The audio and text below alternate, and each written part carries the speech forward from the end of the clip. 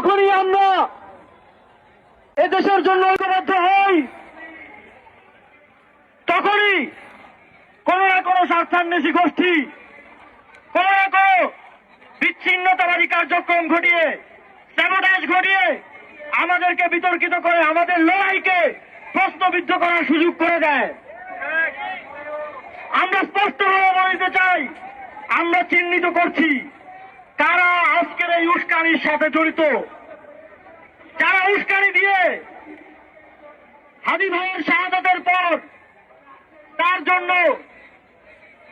ইনসাফের দাবিতে আমাদের যে আন্দোলন, এই আন্দোলনকে ভিন্ন খাতে প্রবাহিত করার চেষ্টা করেছে, তাদেরকে আমরা চিহ্নিত করব এবং গণশত্রু হিসেবে ঘোষণা করব। বন্ধুগণ, যখনই কোনো একটা ঘটনা ঘটে, এদেশে বিভিন্ন দেশের চরেরা, বিভিন্ন এজেন্সির স্বার্থান্বেষী গোষ্ঠী সক্রিয় হয়ে পড়ে। ঘর পড়ার মধ্যে আলু পড়া দেওয়ার মতো তারা বিভিন্ন প্রতিষ্ঠানে, বিভিন্ন ধর্মীয় প্রতিষ্ঠানে হামলা করে বেড়ায়। তাই এদেশের গণতান্ত্রিক লড়াইকে, জাস্টিসের জন্য লড়াইকে প্রশ্নবিদ্ধ করতে সবার আগে ঝাঁপিয়ে পড়ে। আমাদের হাদি ভাইয়ের শাহাদাতের খবর পাওয়ার 1 ঘন্টার মধ্যে কিভাবে ওনার নামে টি শার্ট ছাপিয়ে একটি গোষ্ঠী হামলা করতে চলে গেল, এটা অত্যন্ত সন্দেহজনক।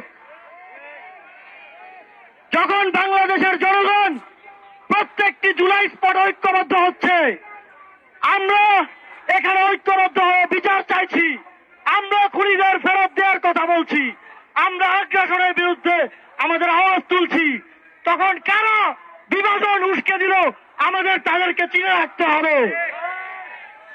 আর কখনো তাদের উস্কানিতে পা দিয়ে ভুল পথে পরিচালিত হওয়া যাবে না।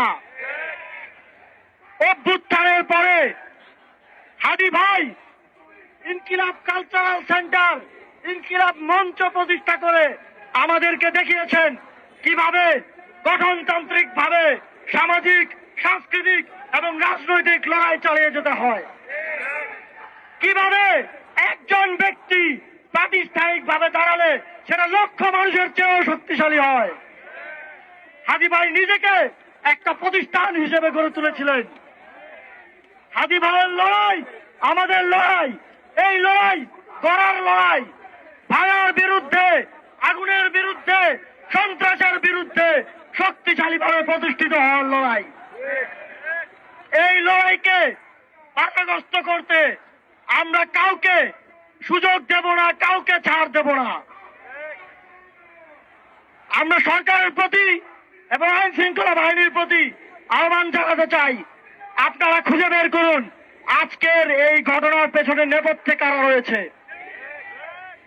আপনারা খুঁজে বের করুন কাদের উস্কানিতে, কাদের ঘৃণ্য ষড়যন্ত্রে আজকে সাংবাদিকদের জীবন শঙ্কার মুখে পড়েছে।